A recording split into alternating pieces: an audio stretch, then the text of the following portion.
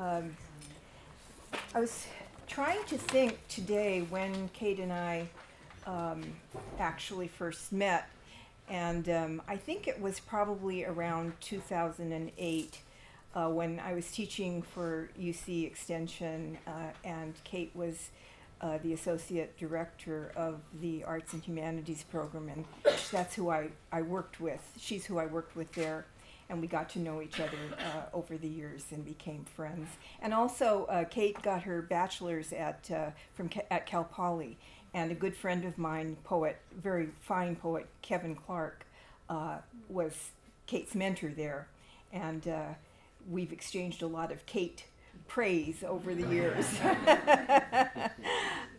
So it's a real pleasure to have the chance to be here tonight and be the person that's introducing her. I'm going to read her bio just straight off the page. I did read some things though online, and I didn't realize that you started writing poems when you were 8. Pretty good. Okay, so Kate obviously has a bachelor's from Cal Poly. She has an MA from UC Davis, creative writing, writes poetry, essays, and short stories. She's a writing teacher and literary community builder in Sacramento. We're here for her first poetry collection launch, obviously. Her poem Incoming was selected by Camille Dungy for the summer 2015 issue of Colorado Review, and her poem For Two Voices was a finalist for the 2011 Audio Prize at the Missouri Review. She has published poetry in Bellingham Review, Rhino, Late Peaches, an anthology of poems by Sacramento poets, edited by Bob Stanley, and elsewhere. Her creative nonfiction appears in Under the Gum Tree. She received 2 Elliott Gilbert Prizes in poetry, and that was as an undergraduate, right? Were those undergraduate? That was at Davis. That was at Davis, and the, let me find my place here, Academy of American Poets Award. Academy of American Poets Award as an undergraduate is pretty impressive. She's trained facilitator in the Amherst Writers and Artists Method, and she was Associate Director of Arts, Humanities, and Writing at UC Davis Extension, where she coordinated the Tomales Bay workshops under the direction of Pam Houston. Also, I wanted to say that my observations of Kate over the years, interacting with people in the UC program and just, in the community at large, I've always been very amazed and touched by her heartfelt insights and her just her way of communicating with people on a very heartfelt level. She also helped to establish the award-winning I Street Press at Sacramento Public Library. You must be about 90. No. I feel like how have you done so many things? Since 2005, she has taught creative writing in a variety of academic and community settings. She volunteers now as a contributing editor for Under the Gum Tree and has volunteered as associate editor for Thule Review, which is the SPC publication, and as a reader for Memoir Journal. She teaches workshops in Sacramento, so line up if you want to sign up, and provides manuscript coaching to writing groups and individuals. She supports Sacramento Public Library and helps to spread the word about 916 Inc., a local youth literacy organization inspired by 826 Valencia. Follow her and get the scoop on local writing events at Kate's Miscellany or email Kate at kateasche.com. Please join me in welcoming, am I welcoming you or Not am I yet. welcoming Bill? You're welcoming Bill. No, you are welcoming me. You are welcoming me. Oh, okay. No, that's right. We switched Okay, it. all right. I'm welcoming somebody. Anyway, yay, Kate.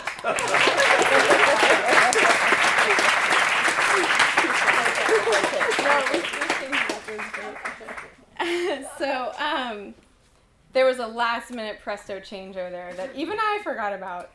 I guess I'll just say a little something about how this evening is going to progress from here. I asked 4 of my mentors and friends to join me on stage and to select a poem of mine to read, and then a poem of their own to read that somehow converse with mine, to read in response. So the people are Susan Kelly-DeWitt, William O'Daly, and Indigo Moore, and I also invited Jan Haig. She was not able to be here tonight, but I just wanted to shout out to her and thank her as well for all that she has done for me. So, but Bill has asked me to actually read my poem for that pairing, which was the change that we forgot about. So I'm going to do that now. So this is Celibate. I thought celibate was a kind of fish. That's from Jeffrey McDaniel's poem, Lineage. If celibate was a kind of fish, it would be achingly beautiful.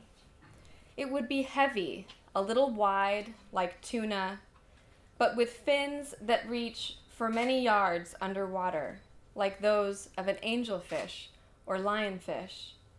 Thin flesh would split and split again into narrowing ribbons. The celibate would live miles beneath the surface, in darker than darkness, among thermal vents and giant squid. These celibates would glow, their small lanterns blinking back at them from faraway tips of scintillant streamers, fireflies in the night of another world. There, they invite us to stop, watch the way those torches join and separate, the way they reach for every moving thing. Deepness ends. There's no place to go but in. The celibate's lights map cities in which we've never loved, map the places on our bodies left untouched.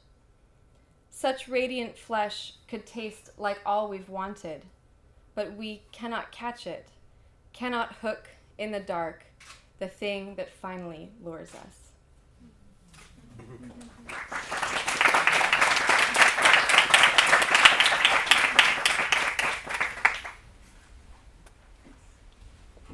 I just like to hear Kate read poems. Don't you too? That poem, when I first read the chapbook, I found very moving. And I really only have one poem that I thought would converse well with celibate. The goddess Asche was the Greek goddess of the hearth. They kept central fires in every city and town burning for her. Her counterpart in Rome, with the state religion, was the goddess Vestia, or Vesta, I should say. And the Vestal virgins were her priestesses. And they took celibacy very seriously, more so than I do even. And so you get buried alive if you're not celibate. In my life, that hasn't happened, fortunately. But Hestia never had time for the Pantheon. She had no time for the Pantheon. She was actually busy doing things like keeping people alive and keeping communities together and families as well, and everyone, who was it? JFK, John F. Kennedy. People used to have portraits of him on their walls, families would, back in the early 60s, I hear, and she was that way for the people of Greece. Hestia. What you create, the bad, the good, creates you. Sowing the grace of song, but not like any god or goddess. You tend the kettle and have no time for the Pantheon, or darkening blood, or available light, or gas lawnmower, or obsession, or uterus. A parallel life pressed against glass, hair pulled back, the loose strands like wild roots touch everything. Your hands, nothing, and the soul, never again. It spreads like a bruise, like want, river, or God, barnacle or bread. The first time we speak with the cloud, or like a moth burn in the sky. The lightning comes from behind, where the young discover their nakedness, depart, and do not stop. The smile, the rancher, the slow dog, the horse tripped with a rope, the artless loon, the blind judge. We dream together alone, do not know or forget or cease, and gathering the seed of what's good for us, we let go. One night, late, in the rain and in the doorway, you will recognize this burning city as your own. I want to be with you, Asche. Your soul, like a butterfly, chooses the transparent world. And you leave forever to feed the sun's hearth. Your body drips languor, you bleed and sweat, and endure what directs or murders us all. This time, again, a woman is imprisoned in the gauze of selflessness. Your fire's light changes what remains, what we take, and only now learn how to give. Thank you. Thank you, Kate.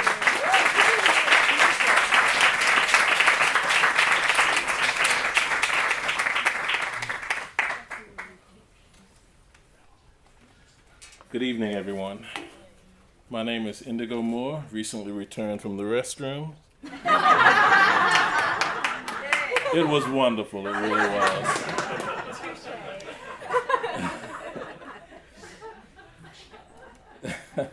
Kate and I have an interesting relationship. We hardly ever see each other, but every time I've seen her, I've known one thing which enables us to converse on Facebook. And she's one of the few poets that I will ask, a few writers that I will ask very clearly, how's the writing going? Because as sweet as she looks, I know she's just as driven as I am. And we both have jobs that have nothing to do with poetry. And I think it's important for people who are outside of those realms to keep pushing each other. She does that for me, and I do that for her. And I want to thank you for inviting me to take part in this. There is a wonderful botanical term called marcescence, and it basically means that the leaves have died but have yet to fall from the stem. And her poem, Hook, Jaw, and Bone, very cleverly talks about marcescence. It's not an easy thing to do. Mostly in poetry, we want to talk about things that are in motion or things that have stopped. But when you're dealing with marcescence, you're trying to get across energy, or energy that was for some reason dissipated, or potential energy of something that could still exist. Hook, jaw, and bone. Walk me down low. Along High River, walk me there, where I will walk you to, useless, usless in spring.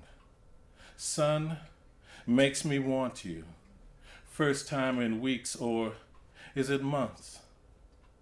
Mud swallows swirl a chattering above. They know nothing of love. They live a life of dirt houses. For me, what is good enough anymore?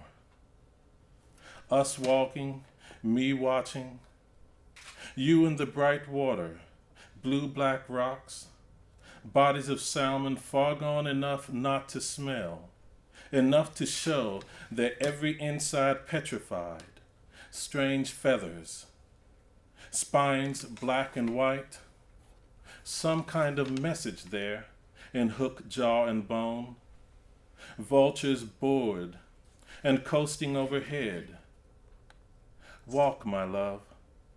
Keep walking. Don't stop walking us down. Whatever's waiting, whatever comes, how could it be half of anything like this?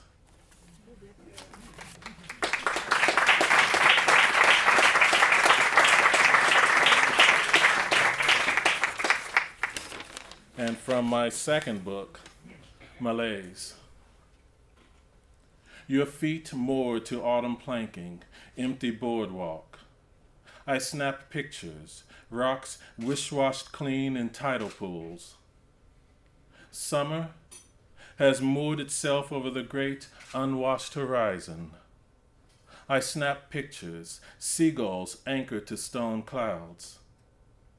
You want to remembrance of the two gulls skidding over the placid surf. I fake snapping a picture, upset about something earlier forgotten. I'm reminded how everything is not a poem, today or ever. Not the dead fiddler crab, Trojan horse shell of maggots, gracing the shoreline. I have a camera today, proving this nothing is everything worth writing about.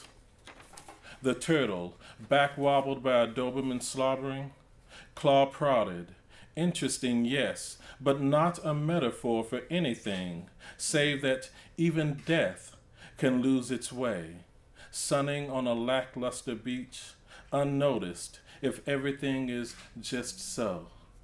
Thank you very much.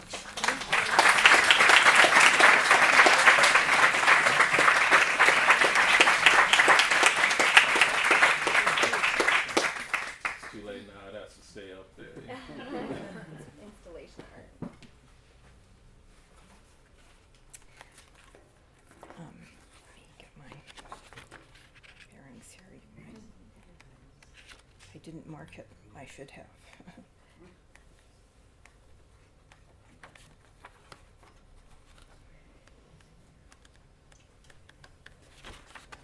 Hang on.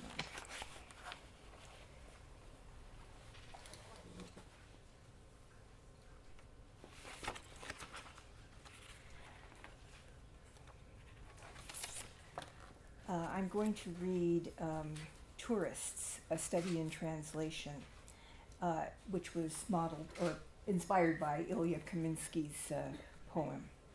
I love this poem, but it's interesting to me to hear these because, of course, I've looked at them a lot, and they only get better as I read them and as I hear them. So, Tourists, A Study in Translation after Ilya Kaminsky. Under a country of bones, we danced between candles in Gothic tunnels, my hands around his waist. Dividing breath by breath, I replicate this young man's shoulders across the pages of my book of time. His Irish nose, too, the small bones of his mouth. We might have made love. I sang him songs, their victuals of air. Happiness we feel only in its comings and its goings. He asked me to say something, to attend the morning we'd just met in. We looked inward. I saw Polish countryside, the black gate, tracks, train tracks that simply end. I didn't know what was right, to smile or not to smile. In the picture, I stand on the rails. I appear to be laughing. The dead do not need us to honor them.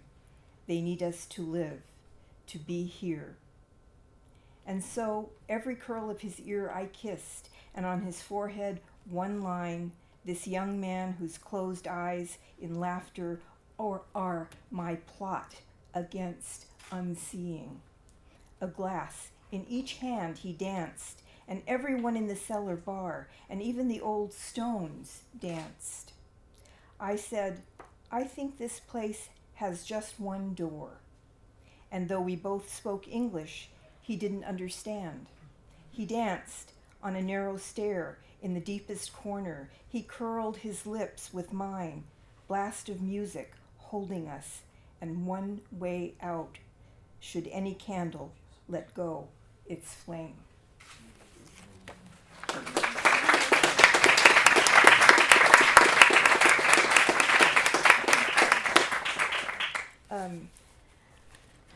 I thought I'd read a little a poem that's. I hope you'll see the correspondence or the link anyway.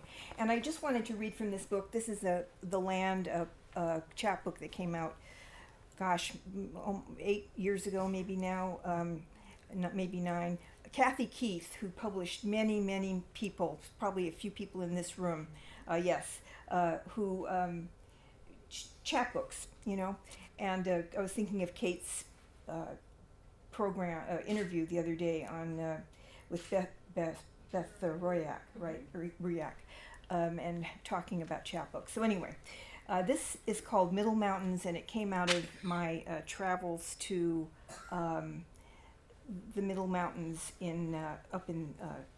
outside of Yuba City. It's in 3 parts. Middle Mountains. 1. I was hiking the Middle Mountains, the Histomyani, where the Great Spirit dropped some leftover dust from the creation. It was a stormy day, the mountains as blurred as a late Monet.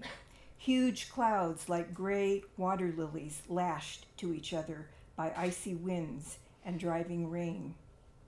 My father's grave was a few miles away to the east. His bones nestled like the settlers we passed in the fenced plot. The one-legged rancher who outlived the 3 wives, each of them dead by 35, buried with him on a hilltop ringed with blue oaks. 2.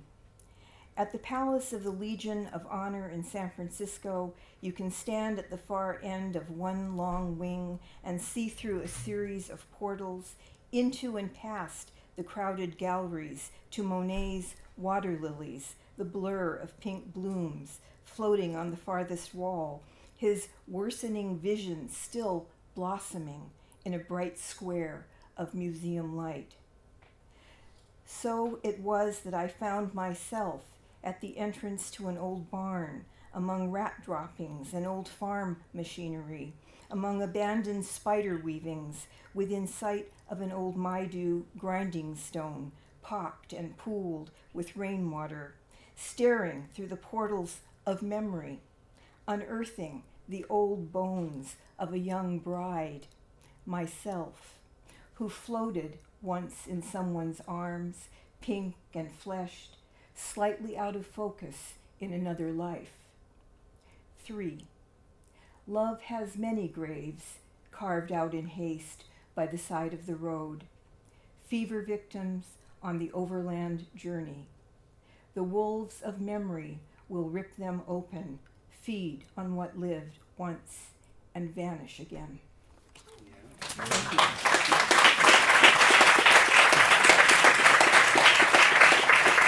Now, Miss Asche.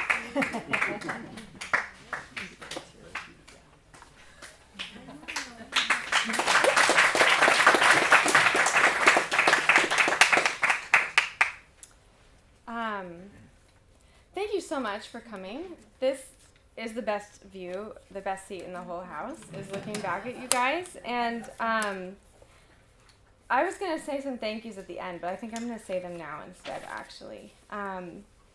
So first of all, I wanted to thank Susan for, I would not have put this chapbook together now or in this exact form without her insistence that I was ready to do so.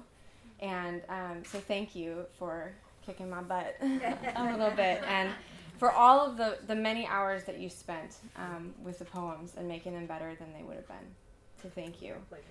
And to Bill and Indigo for your mentoring and your friendship and the gift of your own work tonight. It was so wonderful, and also hearing my work read by others. I want to shout out to Sue Stats and Valerie Fioravanti, who I don't see tonight. Maybe she's not feeling good because she was going to come. So they, Valerie Fioravanti founded Stories on Stage Sacramento, which is now helmed by Sue Stats, and it is that event, which is where short stories are read by actors, and the authors come and they talk about their story briefly, and then they sit down and get to enjoy it, that inspired me to hear some of my own work read tonight. So thank you guys for that amazing series and for the wonderful way it brings people together. Yeah, absolutely. So I wanted to say, Charlie and I have an aunt. She is my aunt by marriage. She is Charlie's aunt, Aunt Carolyn. Carolyn she sent the orange flowers and the lilies on the table there, and she found the SPC cell phone number on the website and called it and got Bob Stanley and arranged to have the flowers sent to his house, and then he brought them here tonight before going to a play that he already had tickets for. So I want to thank her and Bob, and Bob I owe many other thanks to as well. So that's pretty fun. I wanted to thank Jana and Jeremy Marin, who, in addition to being wonderful friends, do some really important material work for community building here in town. Jana is the founding editor of Under the Gum Tree, the magazine for which I'm contributing editor. And she also co-founded True Story, which is Sacramento's creative nonfiction series. It's quarterly. It's an amazing event. So yeah, yay True Story, yay Under the Gum Tree.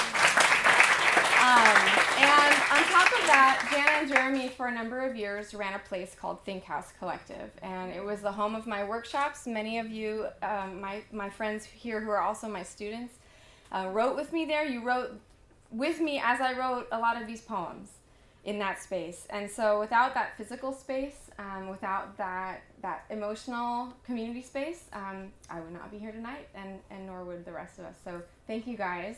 Think House went quietly into that good night, but the spirit of Think House remains in the teaching space that I share now with Jana and a number of other folks. So thank you guys.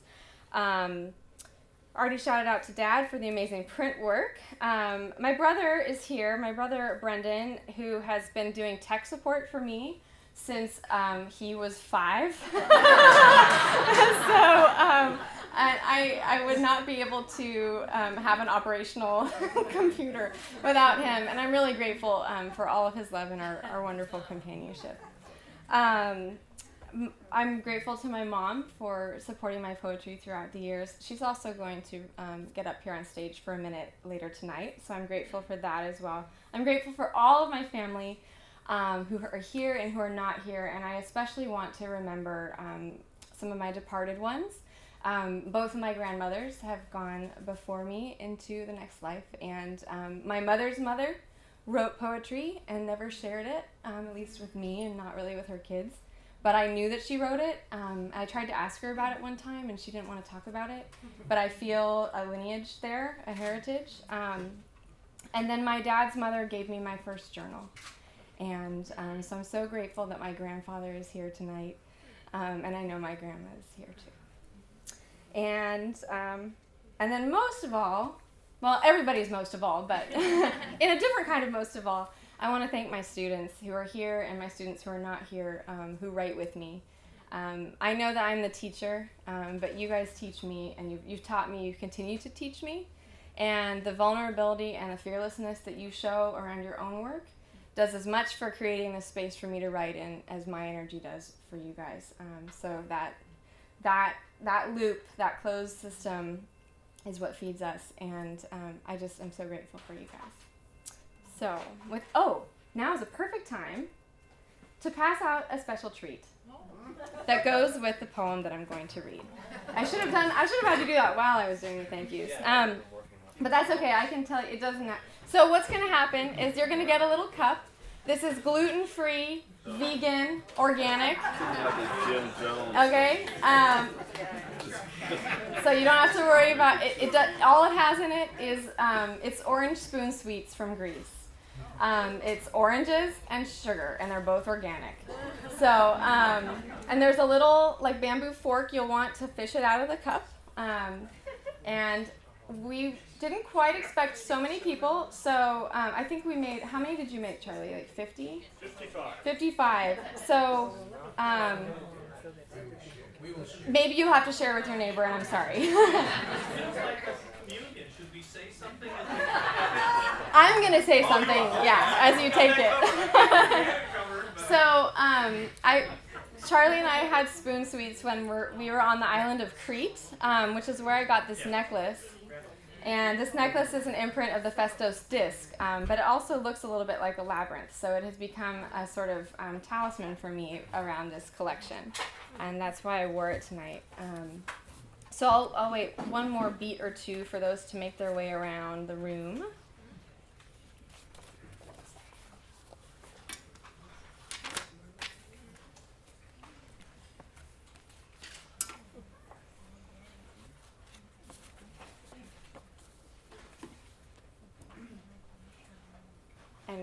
Ours will be after this. Okay. Does everyone have one who wants? No, they're still going. Okay. Sorry, I forgot. Should have had them go around before.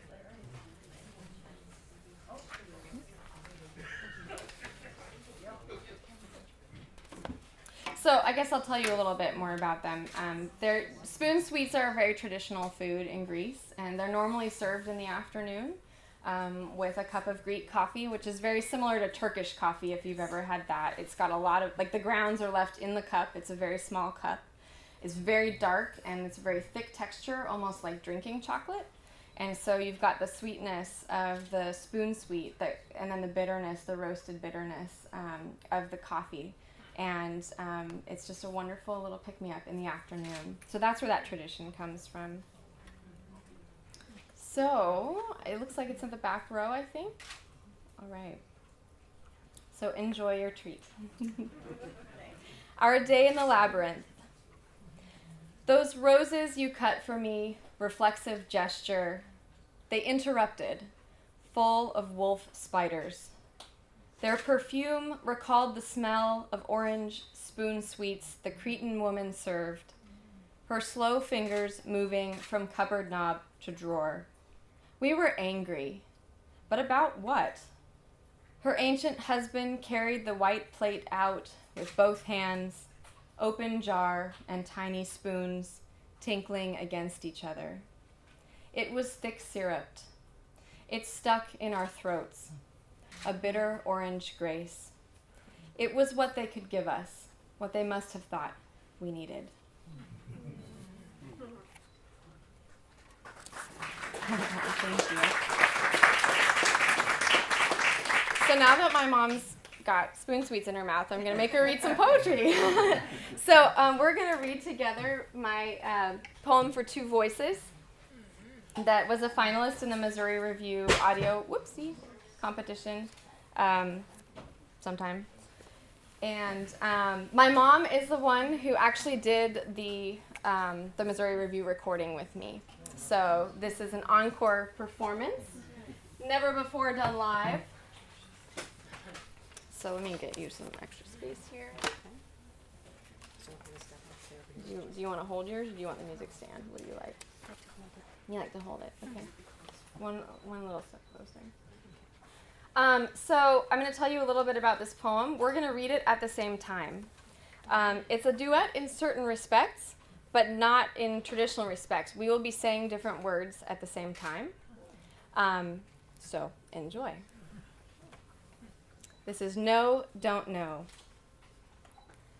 I know things like, if I swallow 14 swallows of water, I have drunk a cup. I count the swallows when I drink, Will you know? so that I know I have drunk enough. How do you know? Like, the wheels of my car are Is it straight possible right now to desire regret? because I always park Does them that that equal way, regretting? unless I'm on a If I hill. regret you, And who have become sometimes, part of me, even then. what happens to what's left? Like, when I breathe Like, in am I yoga selfish? class, I breathe I think in for I've 4 come to counts realize that I am and out for selfish. 4 counts. I And when carefully I bend measure out over portions, in my for sun instance, salutation, when I my fix feet your are plate 2 at fists dinner apart, and give you more, which yes, makes them equal to but the only width of my because you're hips. bigger and you In run Warrior more 1, often the and feet need take more. a wider stance, But again at about the hotels, hips, you and in have Warrior commented 2, on this. they don't. I take the pillow I want. Like the nutritional content How many of things do I fear? 137 common foods. Death? No, but I certainly add dying, and subtract drowning, and multiply. forgetting that we enjoy every time I ourselves, eat. each other, This forgetting what is how we are in light healthy. of what isn't. Like exactly what Like, is in what does every my single physical drawer self in our actually kitchen look right like? now. I see Silverware reflections left in of the rearview sink, mirror, except for in the 2 bathroom steak mirror, knives, which are in the knife windows block, and computer which monitors. this morning had 2 knives the reversed in their photographs. positions, I wash my calves along with and the ankles whisk, and hair which and I like to face keep each day. in the drawer, But whose body am but I which you like to cleansing? keep She is in the nobody I container know. beside the Changes stove so quickly. with the wooden Skin spoons taut, and the metal then spatulas. slack, and sometimes she is brilliant So and says I have silly begun things, to leave it but mostly there. she is quiet, small, and shaken. Like, I count the steps Like, Is there a I difference take between a from the promise door and a to the vow, car, from a the body car and to a the soul? door. And For these months steps we are waited to sometimes know small, if you were sometimes dying. large, By the wedding, but they usually told us 22.5 probably inches long. Probably not. I know But this by then the because groomsman this is was. how far we His stepped thin in marching eyebrows band. and bird-fuzzed But at the head in wedding, every picture. the steps were His small wife so and shadowed slow and thin, because the we dress almost was couldn't so see heavy, her. so bright How could and I not see elegant him, and so perched very there heavy, behind your tuxedoed collecting its shoulder, weight in the as I curve held of the my hands back. of your body with All my evening hands your and hand was promised, there, nervous our and vows tender against my already spine, ricocheting holding the through dress the by its tiny universe white forever. zipper.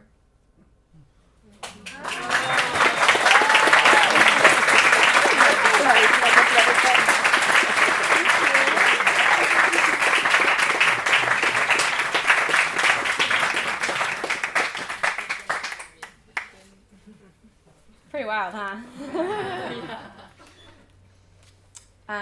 That happened by accident. So I had been writing the poem on, just as a side note, because I think this stuff is interesting. If you don't, I'm sorry. But so I had been writing the poem in 2 columns because it was these opposing consciousnesses or parts of my own consciousness. And my really good friend Melinda Moustakis, whom I love dearly, and I went to undergraduate and graduate school with. We were at Tomales Bay one year together, and she was going to read one column and I was going to read the other, and we were going to alternate. And we messed up and started reading at the same time. I think maybe Charlie was there. Yep. Yeah, and we were like, well, that was kind of cool, actually. And so then we decided to go for it, and that's how it happened. So mistakes are amazing, amazing opportunities to totally transform your work, right? So go in there. When you misread a word or just leave something out or add something you didn't mean to add, go with that. Okay. So I'm going to read a few pieces by myself, and we'll be done with the reading at 8:30, and then there will be more drinking of beverages and eating of foods and hanging out and signing of chapbooks and whatever. And there is an after party, and only you guys are invited. It's not advertised anywhere online, and it's going to be at Jana and Jeremy's house. Their house is 4 blocks. Jeremy's like, what?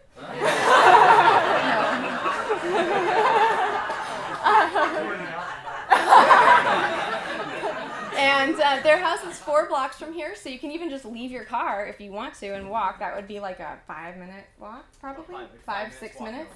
It's at 23rd and O. The exact house number is 2302 O Street. 2302 O Street. You go in the door on the ground floor and upstairs into this amazingly beautiful space, which is their home. So thank you guys for that as well, and I hope that as many of you can join us will, and it'll be fun. Okay, so this is a brand new poem that I drafted in class with my students 3 sessions ago, I think. Does anyone know how to speak and read and write Latin in here? Good, because I'm probably going to mess it up. So nobody will know if I'm making a mistake. So there's a tradition in poetry. There's what's called the Ars Poetica, which is a poem. It's a tradition of poems that are about the art of making poetry and also on what the nature of poetry is. So this is nodding to that tradition, and it's called Artem Libro, which I hope means the art of the book. We're just going to say that it does. I did not sew what I was making, its sculptural aspect evoking the Venus of Willendorf. I did not sing it, so stunning in its bilateral symmetry. I did not wink when I saw it, veined and bronzed, bright leaf pulp.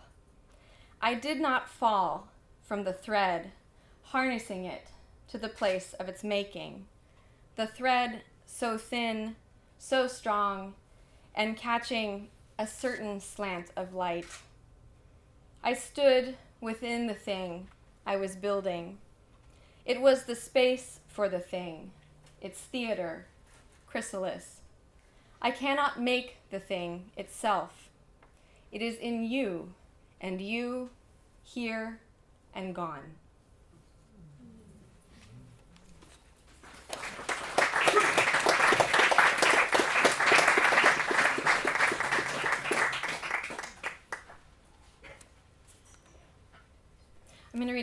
more new poems, and then, well, maybe I'll go back and forth. I don't know. I already messed up my order, so we'll see.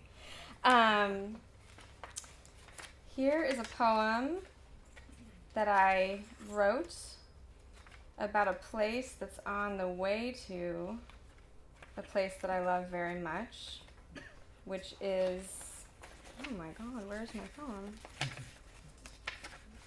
Oh no. So, I'm not going to read that poem. Is it in your chapbook? It is not in my chapbook. It might be in my phone, but that's okay. We're fine. It was going to be a poem about the town of Mojave out in the desert. That's okay. We'll do that another time. So, I'm going to read instead. I'm going to read this one. This is also a newer piece. This is called To Compose, and it's written in part in response to a song called The Ocean by a musician named Linnea Olsson. She's Swedish, and she plays the cello, and she does work where she layers. Zoe Keating in San Francisco, you might be familiar with. They play her a lot on NPR. So Linnea Olsson is doing a similar technological thing where she's using software I don't know the name of and like foot pedal and stuff to layer tracks as she's playing live. She also sings and does some other instruments and stuff too. There are some quotes in here. There are some things that are music theory quotes, and they are from Open Music Theory, which is an online open source music theory textbook. To compose. To compose a painting, a bouquet, oneself. In the shape of this song, its Turner-esque depths. A rocky stair climbed by a tenor, the holding voice. Up from a lonely mooring, a range for men and women, for crossings and other contrapuntal sins. A steady shift of weight, hip, hip, bright wash of cellular firings. The counterpoint should have a single climax. In the office restroom just now, walls, cantus firmus, swallowtail blue, patterned glass above the vanity, shining the alley light, the counterpoint, through, glaze of orchid and saffron. Both melodies maintain their independence and fuse together into consonant simultaneities. To compose a response to this undesigned beauty, approach the final interval. It must always be the tonic, do, by contrary stepwise motion. A door opens off the courtyard, or is it a pair of wings? Shush.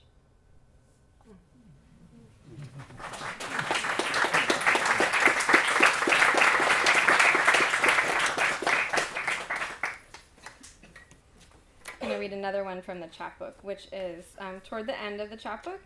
It is Cotyledon.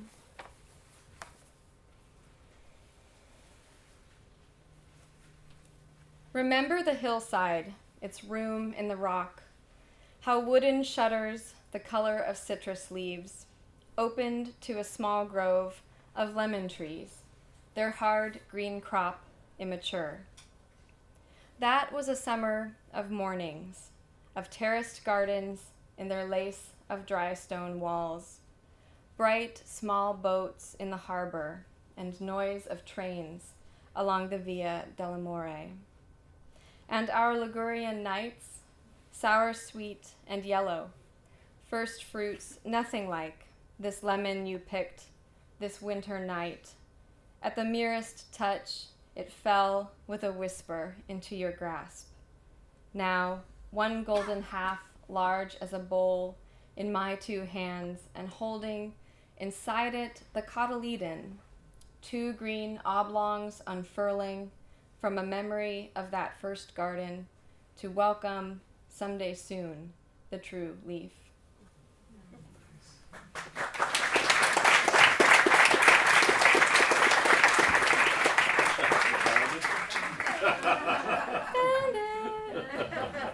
Awesome. thing. Now I have to do a quick rethink again.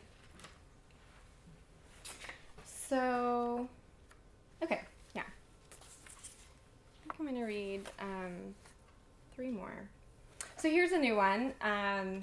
Still working on this with Susan. We've been emailing it back and forth. She will recognize it. This is called Night in the Ashes.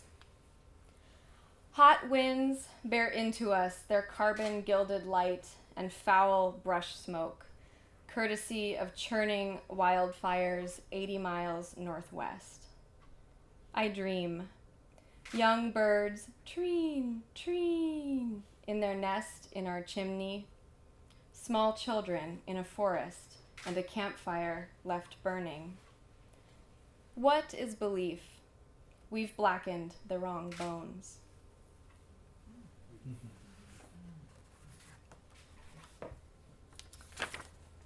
So that is in honor of 4, I suppose, not that it's much help, but all the folks who I think about a lot who lost their homes this year and any year in fire, but this year, as we know, was particularly horrible for that in our beautiful state. Here's another poem about California. This is called Light, and it's in the form of a ghazal, which is a Persian form. This is an informal interpretation of that form, and it's after another informal interpretation of that form by the poet Kazim Ali, who has visited Sacramento on at least one occasion, maybe more, in the Squaw Valley fundraiser readings at the Crocker. I love his work. So this is called Light. With thick blades of aluminum, the desert fills with light. We pretend to miss the earth, but secretly pray for more light. A wind spins the blades, and they ululate my name. Train cars arrive under the blades' industrial light. Pages of my notebook flutter, then drift. I've written, civilizations opened their eyes for centuries to drink the light. The desert is a plate of dry beans tinkling against our fingertips. Joshua trees flower. Wings of metal condense into light. I am a dark basin waiting to be citified. If I open my arms now, I could burn in the light. I hurry off as if someplace is lonesome enough for me. Day shimmers below unassembled turbines. We are their light.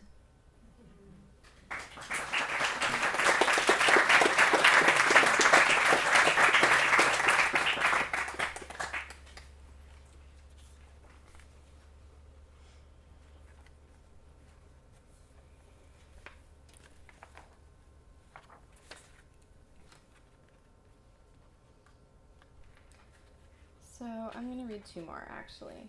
I'm going to read one. So there's one person that I forgot to thank. Well, I thanked him for one thing, but not for everything, which is my husband, Charlie, who is... I'm a little bit high maintenance, in case you haven't noticed. And a little much to handle. I know there are no other creative folks in the room, right? Who might take up a little more than their share of the space, psychic and otherwise, in their home that they share with other people. And so I'm so grateful to Charlie for giving me the space to create, for giving me beautiful photographic images that talk with my poems. For going with me out into the world to see what it is, so we can think and talk about it. And Charlie's one of my best readers. I read him my work when it's late in process, and he always gives really great edits, and he tells me the truth about it. And that's not something that everyone's partner, spouse does for them. So I'm grateful for that, and most of all for you and our life together.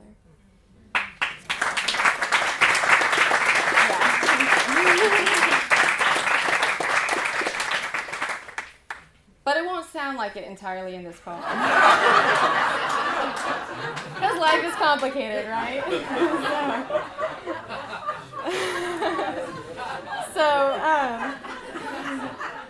So this one's called Mollusk.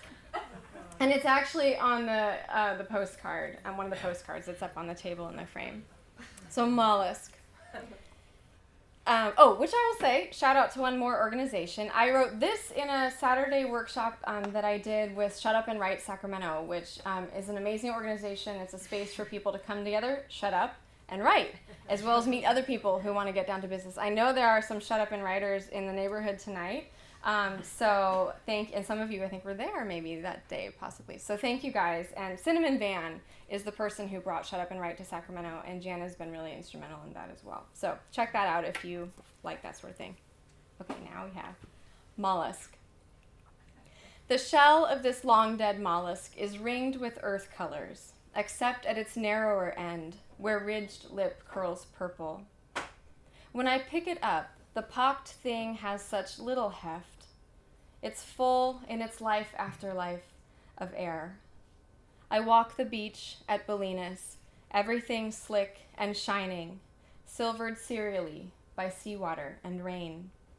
I'm walking with my husband, feeling grateful that we don't nitpick each other this time. I'm thinking about how rough things can appear smooth when conditions are right, and smooth things can, with enough pounding, be made rough. We do not hold hands. We trawl the beach side by side, alone together, humming our silent self-songs. Only fingertips touch when one of us finds a conspicuous stone or piece of sea glass. We must share it. Intimacy, bind us now in your doubled discovery, its quiet cleaving. You are strange, yielding, hard sometimes to see and to believe in.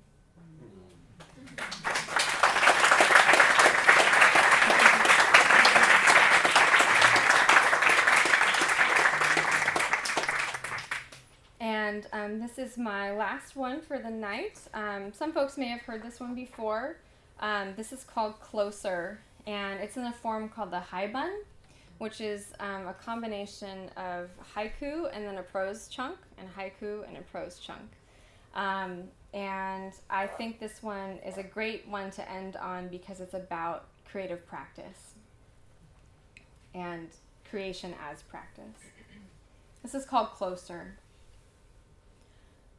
Sorry, one more thing. I'll inflect my voice differently so that you can hear when I'm doing the haikus and when you can hear so you can hear the prose, the difference. Closer. Why should these lesser goldfinches land on spade-shaped sunflower leaves? Outside of Klein's music, Friday traffic whizzes by, 6 lanes wide. A young guy, 20-something, plays a cello. It's May, warm day, but the sun's starting to set, and the air carries within it a suggestion of delta water. The cellist sits on a curb. I can't hear what he's playing. I'm inside my car in the next parking lot over, engine running, and I'm on the phone. But why should they be so light, their bodies bending only the smallest branches? I can tell he's working a short passage, 6 or 8 notes maybe, over and over. A man on a bicycle stops to watch or listen, or both. He stays there, straddling the stopped bike, for some minutes. The cellist never looks at the man, never looks up from his instrument.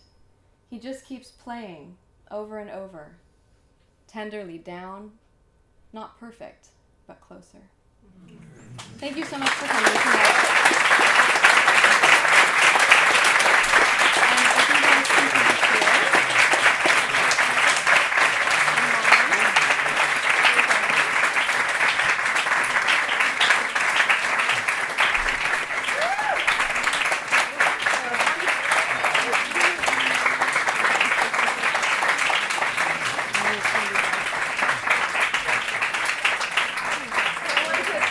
I want to thank all my co-readers.